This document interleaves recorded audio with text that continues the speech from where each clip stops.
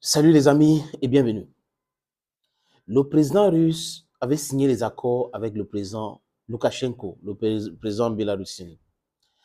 Loukachenko avait accepté et modifié les lois de son pays pour accueillir les armes nucléaires en Bélarus. Et tout cela, c'était après le lancement des opérations en Ukraine, ce que les Russes appellent opération spéciale. Et ça continue comme ça, cette escalade. Il faut dire que les Américains et les Européens ont condamné cela. Mais il y a de cela quelques heures, le président Loukachenko du Bélarus a dit que la Russie a déjà envoyé les têtes nucléaires dans son pays. Donc, c'est déjà là. Les amis, pour la petite histoire, les Américains ont déployé les têtes nucléaires aux Pays-Bas, en Allemagne, en Belgique, en Italie, en Turquie. 50 en Turquie et les autres pays. Donc, ces têtes nucléaires se trouvent en Europe. Et après, ou depuis la chute du mur de Berlin, la dislocation de l'Union soviétique, la Russie n'avait jamais déployé les têtes nucléaires ailleurs. Et aujourd'hui, la Russie qui se sent encerclée déploie ses têtes nucléaires. Les Américains condamnent, les Européens condamnent. Je vous présente cette situation pour voir qui doit condamner qui. Les Américains qui ont déjà installé les têtes nucléaires partout en Europe, ou les Russes qui ont décidé, parce qu'il y a une situation de crise grave, on parle de la guerre, qui déploient les têtes nucléaires en Bélarus. Et regardez cela, c'est pour cette raison que souvent sur cette plateforme, je vous parle des incohérences de l'Occident. Cet Occident qui est donneur de leçons, mais cet Occident qui ne brille pas. Par exemple. Non, ce ne sont pas des exemples. Ils disent ce que les autres ne doivent pas faire, mais ils font le contraire. Donc, ils vous disent, ne balayez pas mardi, mais c'est mardi qu'ils vont balayer chez eux. En fait, c'est ça qui fait en sorte que le monde entier, le peuple du Grand Sud, n'est pas d'accord avec cet état de choses. C'est pour cette raison que ils sont plongés dans la désinformation russe et tout. La Russie ne manipule pas le peuple du Sud. Le peuple du Sud a été manipulé pendant très longtemps par les Occidentaux. Et le peuple du Sud vient de se réveiller. Et comme la propagande occidentale ne passe plus, ils commencent par « ouais, c'est les Russes qui manipulent, c'est les Russes qui font ceci, Macron était venu en Afrique pour dire cela, et tout le monde dit désinformation russe, désinformation russe. » Comme si RT et BBC, CNN, CBS, ABC sont différents de RT.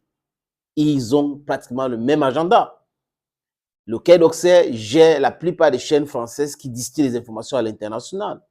Le département de l'État, exactement la même chose. 10 Downing Street en Angleterre, c'est exactement la même chose. Donc, les médias de leur pays présentent l'image qu'ils ont travaillé de leur pays au monde entier. Et pendant ce temps, les injustices qu'ils font s'y multiplient. Et ils veulent imposer leur façon de faire. Pour eux, la vérité est occidentale. Mais ce n'est pas vrai. Ou la vérité est universelle, ou il n'y a pas de vérité. Oui, oui, où il n'y a pas de vérité, où chacun a sa vérité. Vous avez compris, non, les amis? Donc, la vérité ne peut jamais être occidentale. Si les Occidentaux veulent nous imposer leur vérité, ça veut dire qu'il n'y a pas de vérité absolue parce que nous n'allons pas accepter cela. Il faut qu'ils sachent que la vérité est africaine, la vérité est asiatique, la vérité est sud-américaine. C'est de ça qu'il est question. Sachez cela, les amis. Vous ne pouvez pas continuer à penser que vous dictez tout. Et non, c'est l'ancien paradigme. Ça a changé, évoluons. Évoluons avec le temps. Vous êtes resté dans l'ancienne technologie. Vous ne vous rendez pas compte que le monde bouge et que les choses sont en train de vous échapper. Et que you have to refine and recoin and reset a new dimension for dialogue in the world. You don't know that. Les amis, Poutine dit ce qu'il fait et fait ce qu'il dit. Il avait dit que Si la Russie se sent vraiment en danger et que l'existence même de la Russie est menacée, il va réagir. Il va utiliser toutes les armes qu'il a à sa disposition pour défendre la Russie. Et il avait conclu qu'il ne bluffe pas. Ce n'était pas du bluff. Et on avait interrogé Joe Biden, qui a eu à discuter avec Vladimir Poutine, qui avait humilié Barack Obama à l'époque quand il était président. Et Barack Obama a décidé que bon, c'est le vice-président qui va gérer, qui va discuter avec Poutine. A rencontré Poutine en tant que vice-président et président de la République. Il dit qu'il connaît bien Vladimir Poutine. Et Poutine ne bluffe pas. Les Occidentaux savent que Poutine ne blague pas. Et ils sont en train de pousser vers l'apocalypse. Ils poussent vers l'apocalypse. Les amis, les bombes atomiques que les États-Unis de Truman a lancées contre le Japon à Nagasaki et Hiroshima pèsent moins que les armes atomiques que la Russie a aujourd'hui. On parle de 0,00 des charges, quelque chose comme ça. Mais la Russie a ces mêmes armes qui pèsent 100 fois plus. Donc, imaginez le danger que ça peut créer. Et la Russie, c'est la première puissance nucléaire dans le monde. Qu'on ne vous trompe pas avec des discours des États-Unis ont fait ceci, les Européens ont fait cela et tout ça, la Chine et tout ça. La Russie, c'est la première puissance nucléaire dans le monde. La Russie détient à peu près 6000 têtes nucléaires. Environ 6000 têtes nucléaires, les amis. Et les Américaines, c'est 5000 par là. Et la Russie a déjà déployé plus de 15 000 dans des sites stratégiques. Et le même nombre, plus de la moitié, ailleurs. Et ces têtes nucléaires, c'est pour défendre la Russie. On dit que c'est dans les sous-marins, ils ont installé ça dans les missiles balistiques, les missiles Kinjal aujourd'hui. Imaginez 100 missiles Kinjal envoyés avec des têtes nucléaires, avec ces charges énormes, dans quelques pays dans le monde. Personne n'arrête un arme nucléaire. Plus maintenant avec des missiles Kinjal. Avant de vous réveiller, ça sera déjà la fin de vos vies. Nous ne voulons pas que les gens meurent comme ça. Nous ne voulons pas que les gens meurent comme ça. Parce que ce que l'Ukraine est en train de faire, ou ce que l'OTAN est en train de faire, créer un groupe rebelle pour déstabiliser la Russie, ça ne va pas marcher. Et c'est la destruction totale de l'Ukraine qu'on est en train de prôner. Ils disent eux-mêmes que ce sont des frères. Mais comment, vous faites quoi dans l'histoire des frères? Vous faites quoi jusqu'à vous êtes en train d'alimenter au lieu de trouver une solution, au lieu de parler de la diplomatie? Vous faites quoi comment ça se passe que les gens réfléchissent seulement comme ça? Pourquoi est-ce que vous êtes comme ça? C'est les têtes nucléaires que la Russie a installées en Bélarus.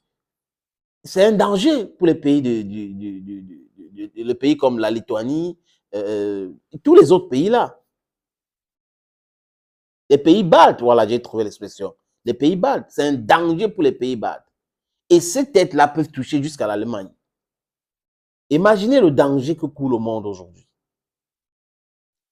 Les gens ont dit, Viktor Orban a dit, le premier ministre hongrois, la Russie ne peut pas perdre la guerre.